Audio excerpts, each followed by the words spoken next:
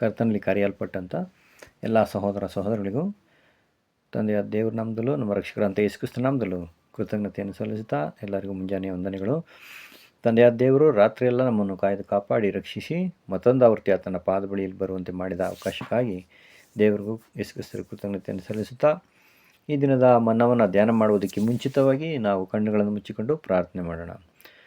ಭೂ ಪರಲೋಕಗಳನ್ನು ಉಂಟು ಮಾಡಿದ ಸಮಸ್ತವನ್ನು ಸೃಷ್ಟಿ ಮಾಡಿದ ಸೃಷ್ಟಿಕರ್ತನಾದ ಯೆಹೋವ ದೇವರೇ, ದೇವಾದೇವನು ರಾಜಾದಿರಾಜನು ತಾನೊಬ್ಬನೇ ಅಮರತ್ವವುಳ್ಳವನು, ಅಗಮ್ಯವಾದ ಬೆಳಕಿನಲ್ಲಿ ವಾಸ ಮಾಡುವಂಥವರು, ಮನುಷ್ಯರು ಕಾಣಲಾರದವರು ಕಂಡಿರಲಾರದವರು ನಮ್ಮ ಪರಲೋಕ ತಂದೆಯಾದ ದೇವರೇ, ನಿಮ್ಮ ನಾಮಕ್ಕೆ ನಮ್ಮ ರಕ್ಷಕರಾದ ಯೇಸು ಕ್ರಿಸ್ತನ ಮುಖಾಂತರ ಸ್ತುತಿ ಸ್ತೋತ್ರ ಘನಮಾನ ಮಹಿಮೆ ಉಂಟಾಗಲಿ. ತಂದೆಯೇ, ಹೌದು ಸ್ವಾಮಿ, ನೀವು ಎಷ್ಟೊಂದು ಪ್ರೀತಿ ಕೃಪೆ ಕರುಣೆಯುಳ್ಳಂಥ ದೇವರಾಗಿದ್ದೀರಿ. ಹೌದು ಸ್ವಾಮಿ, ನಮ್ಮನ್ನು ನೋಡುವಂಥ ದೇವರು, ನಮ್ಮನ್ನು ಕಾಪಾಡುವಂಥ ರಕ್ಷಿಸುವಂಥ ದೇವರು, ಕೆಟ್ಟದಿಂದ ನಮ್ಮನ್ನು ತಪ್ಪಿಸಿ ಬಿಡುಗಡೆ ಕೊಟ್ಟು ಸತ್ಯದಲ್ಲಿ ಬೆಳಕಿನಲ್ಲಿ ನಡೆಸಿದಂಥ ದೇವರು. ಈ ದಿನವೂ ನಿಮ್ಮ ಪಾದ ಬಳಿಯಲ್ಲಿ ಬಂದು ನಿಮ್ಮ ಮಾತುಗಳನ್ನು ಧ್ಯಾನ ಮಾಡಿ ಒಂದೊಂದು ಪಾಠಗಳನ್ನು ನೀತಿಯನ್ನು ಕಲಿತುಕೊಂಡು ನಿಮ್ಮನ್ನು ಮಹಿಂಪಡಿಸುವಂತೆ, ನಿಮ್ಮನ್ನು ಘನಪಡಿಸುವಂತೆ, ನೀವು ನಮ್ಮನ್ನು ರಕ್ಷಿಸಿದ ರೀತಿ ನೀತಿಗಳನ್ನು ಅರಿತುಕೊಂಡು ನಿಮಗೆ ಹೆಚ್ಚಾಗಿ ವಿಧೇಯರಾಗಿ ನಿಮ್ಮನ್ನು ಕೊಂಡಾಡುವಂತೆ ನಮಗೆ ಅವಕಾಶ ಮಾಡಿಕೊಟ್ಟಿದ್ದಕ್ಕಾಗಿ ತಂದೆಯ ದೇವರೇ, ನಿಮ್ಮನ್ನು ಕೊಂಡಾಡುತ್ತೇವೆ, ನಿಮ್ಮನ್ನು ಸ್ತುತಿಸುತ್ತೇವೆ.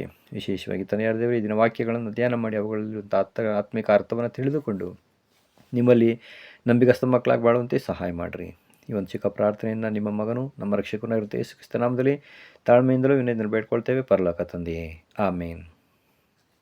ಕರ್ತನಲ್ಲಿ ಪ್ರೀತಿಯ ಸಹೋದರ ಸಹೋದರಿಗಳೇ, ಈ ದಿನದ ಪರಲೋಕ ಮನ್ನವನ್ನು ಧ್ಯಾನ ಮಾಡಿಕೊಳ್ಳೋಣ. ನವೆಂಬರ್ 17ನೇ ತಾರೀಕು. ನೀನು ಹೋಗುವಾಗಲೆಲ್ಲ ನಿನ್ನನ್ನು ಕಾಯುವುದಕ್ಕೆ ಆತನು ನಿನ್ನ ವಿಷಯವಾಗಿ ತನ್ನ ದೂತರಿಗೆ ಅಪ್ಪಣೆ ಕೊಡುವನು. ಕೀರ್ತನೆ 91:11ನೇ ವಚನ. ದೇವರು ನಂಬಿಗಸ್ತರಾದ ಕೆಲವು ಕ್ರೈಸ್ತ ಧರ್ಮಾಧಿಕಾರಿಗಳನ್ನು ಮತ್ತು ಕೆಲವು ಬೋಧಕರನ್ನು ನಿಮ್ಮ ಆತ್ಮಗಳನ್ನು ಕಾಯಲು ಎಬ್ಬಿಸುವನು. ಇವರು ದೇವರಿಗೆ ಲೆಕ್ಕ ಒಪ್ಪಿಸಬೇಕಾಗಿರುವುದು. ನಿಮ್ಮ ಮಧ್ಯದಲ್ಲಿ ಸುಳ್ಳು ಬೋಧಕರು ಕೂಡ ಎದ್ದು ದೇವರ ವಾಕ್ಯವನ್ನು ಕೆಡಿಸಿ ವಂಚಿಸುವ ಕಥೆಗಳನ್ನು ಕಟ್ಟಿ ಆತ್ಮಗಳನ್ನು ತಪ್ಪುದಾರಿಗೆ ಎಳೆಯುತ್ತಾರೆ ಎಂಬುದು ನಿಜ. ಆದರೂ ದೇವರ ಮಕ್ಕಳ ವಿಷಯದಲ್ಲಿ ನಮ್ರತೆಯಿಂದಲೂ ದೇವರ ಸರಳತೆಯಿಂದಲೂ ನಡೆದು ನಂಬಿಕೆಯನ್ನು ಬಿಟ್ಟು ಹೋಗದೆ ಕರ್ತನು ಹೀಗೆ ನುಡಿದಿದ್ದಾನೆ ಎಂಬುದಾಗಿ ಹೇಳುವರು. ಅಲ್ಲದೆ ಅವರು ಪ್ರತಿಯೊಂದು ವಿಷಯದಲ್ಲಿ ತಾವಿಟ್ಟಿರುವ ನಂಬಿಕೆಯನ್ನು ದೃಢವಾಗಿದ್ದು ಪ್ರತಿಯೊಂದು ಅಂಶಗಳನ್ನು ಎಚ್ಚರಿಕೆಯಿಂದ ಪರಿಶೀಲಿಸಿ ಯಾವುದು ಸರಿ ಯಾವುದು ತಪ್ಪು ಎಂಬುದನ್ನು ದೇವರ ವಾಕ್ಯದ ಆಧಾರದ ಮೇಲೆ ರುಜುಪಡಿಸಿ ಸತ್ಯವನ್ನು ಅವಲಂಬಿಸುವರು. ಅಪೊಸ್ತಲರಾದ ಪೌಲರು ಇಬ್ರಿ 13:17 ಹೇಳಿದ ಪ್ರಕಾರವಾಗಿ ಅವರು ನಿಮ್ಮ ಆತ್ಮಗಳನ್ನು ಕಾಯುವಂಥವರು, ಅವರು ಮಾತಿನಲ್ಲಿ ನಿಮಗೆ ಭರವಸೆ ಇರಲಿ ಎಂಬುದಾಗಿ ಸಲಹೆ ಮಾಡಿದ್ದಾರೆ. ನಮ್ಮ ಕರ್ತನು ಕುರುಬನಾಗಿ ತನ್ನ ಹಿಂಡನ್ನು ಕಾಯುತ್ತಾರೆ. ಆದ್ದರಿಂದ ಕರ್ತನಲ್ಲಿ ಪ್ರೀತಿಯ ಸಹೋದರ ಸಹೋದರಿಗಳೇ, ದೇವದೂತರುಗಳು ಮತ್ತು ಸಂದೇಶವಾಹಕರುಗಳು ಈ ರೀತಿಯಲ್ಲಿ ಇದ್ದಾರೆ. ಇವರಲ್ಲಿ ಕೆಲವರು ಶಾರೀರಿಕ ಜೀವಿಗಳು, ಇನ್ನು ಕೆಲವರು ಆತ್ಮಿಕ ಜೀವಿಗಳು. ಈ ಎರಡೂ ತರಗತಿಯ ದೂತರುಗಳು ದೇವರಿಂದ ನಿರ್ದೇಶಿಸಲ್ಪಟ್ಟು ದೇವರ ಆದುಕೊಂಡಂಥ ಸಂತರನ್ನು ಸಂರಕ್ಷಿಸಲು ಸೇವೆಯಲ್ಲಿ ನಿರತರಾಗಿರ್ತಾರೆ. ಆದ್ದರಿಂದ ಇವರು ಯಾವ ರೀತಿಯಲ್ಲೂ ನಾವು ಕೆಟ್ಟ ದಾರಿಗೆ ಹೋಗದಂತೆ ನಮ್ಮನ್ನು ಏನು ಮಾಡ್ತಾರಂತೆ, ಕಾಪಾಡ್ತಾರೆ. ಈಗ ನಾವು ಉದಾಹರಣೆಗೆ ಸುಳ್ಳು ಬೋಧನೆಗಳು, ಅಜ್ಞಾನ, ಅಂಧಕಾರಗಳನ್ನು ನಾವು ನಡೆಯುವಾಗ ಅವುಗಳಲ್ಲಿ ನಮ್ಮನ್ನು ತಪ್ಪಿ ಹೋಗದಂತೆ ನಮ್ಮನ್ನು ರಕ್ಷಿಸುವುದಕ್ಕೋಸ್ಕರ ಏನು ಮಾಡಿದ್ದಾರೆ, ಕೆಲವು ಬೋಧಕರುಗಳನ್ನು ನಮಗೋಸ್ಕರ ಕೊಟ್ಟಿದ್ದಾರೆ, ಸಹೋದರಗಳನ್ನು ಕೊಟ್ಟಿದ್ದಾರೆ, ಮಾರ್ಗದರ್ಶಕರನ್ನು ಕೊಟ್ಟಿದ್ದಾರೆ. ಅವುಗಳನ್ನು ನಾವು ಅರ್ಥ ಮಾಡಿಕೊಂಡು ಅವರಿಗೆ ವಿಧೇಯರಾಗಿ ನಾವು ನಡೆಯುವಂಥದ್ದು ತುಂಬ ಒಳ್ಳೆಯದು. ಅದೇ ರೀತಿಯಲ್ಲಿ ಲೋಕದಲ್ಲಿ ಎಷ್ಟೋ ಜನಗಳು ಬಂದು ನಮಗೆ ಇದು ಕರ್ತನೆ ಹೇಳಿದ್ದಾನೆ, ಹಾಗೆ ಹೇಳಿದ್ದಾನೆ, ಹೀಗೆ ಹೇಳಿದ್ದಾನೆ ಅಂತ ನಮ್ಮನ್ನು ದಾರಿ ತಪ್ಪಿಸುವವರು ಇದ್ದಾರೆ. ಆದ್ದರಿಂದ ವಾಕ್ಯದ ಆಧಾರದ ಮೇಲೆ ಯಾರು ಸರಿ ಯಾರು ತಪ್ಪು ಅನ್ನೋಂಥದ್ದನ್ನು ನಾವು ನೋಡಬೇಕಾಗುತ್ತೆ. ಅದರಂತೆ ಆತ್ಮಿಕವಾಗಿ ಈ ರೀತಿಯಾಗಿ ನಮ್ಮನ್ನು ಬಲಪಡಿಸಿ ತಪ್ಪಿಸಿ ರಕ್ಷಣೆಗೆ ಮಾರ್ಗದಲ್ಲಿ ನಮ್ಮನ್ನು ನಡೆಸ್ತಾರೆ. ಕೀರ್ತನೆ 91:11 ನಾವು ಈಗಾಗಲೇ ನೋಡಿದಂತೆ ಹೊಸ ಸೃಷ್ಟಿಗಳಾದಂಥ ನಮಗೆ ಮುಖ್ಯವಾಗಿ ಕಲ್ಲುಗಳು ಎಡಬೋದಂತೆ ಅವರು ನಮ್ಮನ್ನೆಲ್ಲ ಯಾವ ರೀತಿಯಲ್ಲಿ ಕಾಪಾಡ್ತಾರೆ ಅಂತ ನಾವು ನೋಡಬೇಕಾದ್ರೆ, ನಾವು ಅನೇಕ ಮೂಢನಂಬಿಕೆಗಳಲ್ಲಿ, ಅಂಧಕಾರಗಳಲ್ಲಿ, ಅಜ್ಞಾನಗಳಲ್ಲಿ, ಸುಳ್ಳು ಬೋಧನೆಗಳಲ್ಲಿ ಸಿಕ್ಕಿಕೊಂಡಾಗ ತನ್ನ ದೂತರನ್ನು ಕಳುಹಿಸಿ ನಮ್ಮನ್ನು ರಕ್ಷಿಸ್ತಾರೆ. ಅಂತಂದರೆ ಆತ್ಮಿಕ ಜೀವಿಗಳು ಇದ್ದಾರೆ, ಶಾರೀರಿಕ ಜೀವಿಗಳು ಇದ್ದಾರೆ. ಹಂಗಾರೆ ನಮ್ಮನ್ನು ನಡೆಸುವಂಥವ್ರು ಯಾರು, ಅವರ ಉದ್ದೇಶಗಳೇನು, ಅವರು ಯಾವ ರೀತಿ ಇದ್ದಾರೆ ಎಂಬುದಕ್ಕಂತನ್ನು ಸರಿಯಾಗಿ ನಡೆದುಕೊಂಡು ನಾವು ತಿಳ್ಕೊಳ್ಬೇಕಾಗಿದೆ. ಅದರಂತೆ ಲೌಕಿಕವಾಗಿ ನಾವು ನಮ್ಮನ್ನು ಯಾವ ರೀತಿಯ ರಕ್ಷಣೆ ಮಾಡ್ತಾರೆ ಅಂತ ಸತ್ಯವೇದದಲ್ಲಿ ಆಧಾರದಲ್ಲಿ ನಾವು ಉದಾಹರಣೆಗೆ ನೋಡಬೇಕಾದ್ರೆ ಆದಿಕಾಂಡ 19:16 ಅವನು ಅಂದರೆ ಲೋಟ ತಡೆ ಮಾಡುವಾಗ ಹೊರಡೋದಕ್ಕೆ ಅವನೇನು ಮಾಡ್ತಾನೆ, ತಡೆ ಮಾಡ್ತಾನೆ. ಆವಾಗ ಯೆಹೋವನ ದೂತನು ಕನಿಕರಿಸಿದ್ದರಿಂದ ಆ ಮನುಷ್ಯರು ಅವನ ಹೆಂಡತಿ ಮಕ್ಕಳನ್ನು ಕೈ ಹಿಡಿದು ಹೊರಗೆ ತಂದು ಊರಾಚೆಗೆ ಬಿಡ್ತಾರೆ. ಅಂದರೆ ತನ್ನ ಮಕ್ಕಳನ್ನು, ತನ್ನ ದೂತರನ್ನು ಕಳುಹಿಸಿ ಆ ಒಂದು ಸೊದೋಮ್ ಗೊಮೋರ ಪಟ್ಟಣದ ಬೆಂಕಿ ಬಿದ್ದು ನಾಶ ಆಗುವಂಥ ಸ್ಥಿತಿಯಿಂದ ಏನು ಮಾಡಿದ್ರು, ಅವ್ರನ್ನ ರಕ್ಷಣೆ ಮಾಡಿದ್ರು ಅಂತ ನಾವು ನೋಡ್ತೀವಿ. ಅದೇ 1 ಅರಸು 19:5-8ರಲ್ಲಿ ನಾವು ನೋಡಬೇಕಾದ್ರೆ ಎಲೀಯನು ಎಲ್ಲ ಪ್ರವಾದಿಗಳನ್ನು ಸಂಹರಿಸ್ಬಿಟ್ಟ ಅಂತ ಇಜಬೇರಳು, ಅಹಾಬನ ಹೆಂಡತಿ, ಕೇಳಿಬಿಟ್ಟು ಏನು ಮಾಡ್ತಾಳೆ, ನಾಳೆ ಇಷ್ಟು ಹೊತ್ತಿಗೆ ನಾನು ಅವನ ಪ್ರಾಣವನ್ನು ತೆಗೆಯದೇ ಹೋದರೆ ದೇವತೆಗಳು ನನಗೆ ಬೇಕಾದ್ದನ್ನು ಮಾಡಲಿ ಅಂತ ಶಪಥ ಮಾಡ್ತಾಳೆ. ಇದನ್ನು ಕೇಳಿದ ಕೂಡಲೇ ಎಲೀಯನಿಗೆ ಸ್ವಲ್ಪ ಭಯ ಆಗ್ಬಿಟ್ಟು ಏನು ಮಾಡ್ತಾರೆ, ನನಗೆ ಸಾಯುವಷ್ಟು ಒಂದು ಬೇಜಾರಾಗ್ಬಿಟ್ಟೈತಿ ಅಂತ ಹೇಳ್ಬಿಟ್ಟು ಅವ್ರೇನು ಮಾಡ್ತಾರೆ, ಹೊರಟೋಗ್ಬಿಡ್ತಾರೆ ಅಲ್ಲಿಂದ. ಆಮೇಲೆ ಅರಣ್ಯದಲ್ಲಿ 1 ದಿವಸ ಪ್ರಯಾಣ ಮಾಡೋಷ್ಟು ದೂರವಾಗಿ ಒಂದು ಜಾಲಿಯ ಮರದ ಕೆಳಗೆ ಕೂತ್ಕೊಂಡು ಮರಣವನ್ನು ಅಪೇಕ್ಷೆ ಪಟ್ಬಿಡ್ತಾರೆ. ಆಗ ಯೆಹೋವನೇ, ನನಗೆ ಸಾಕಾಯಿತು, ನಾನು ಪಿತೃಗಳಿಗಿಂತ ಉತ್ತಮ ಅಲ್ಲ, ದಯವಿಟ್ಟು ನನ್ನನ್ನು ತೆಗೆದುಬಿಡು ಅಂತ ಹೇಳ್ತಾರೆ.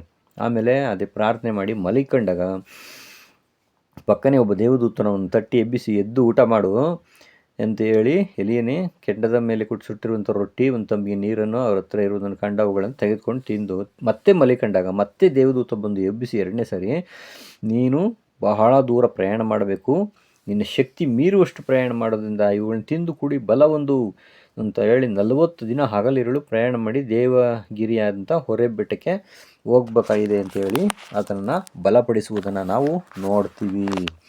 ಮತ್ತು 2 ಅರಸು 6ನೇ ಅಧ್ಯಾಯ 17ರಲ್ಲೂ ಸಹಿತ ಎಲೀಷ ಅನ್ನೋಂಥ ಪ್ರವಾದಿಯ ಬಗ್ಗೆ ನಾವು ನೋಡಿದ್ದೀವಿ.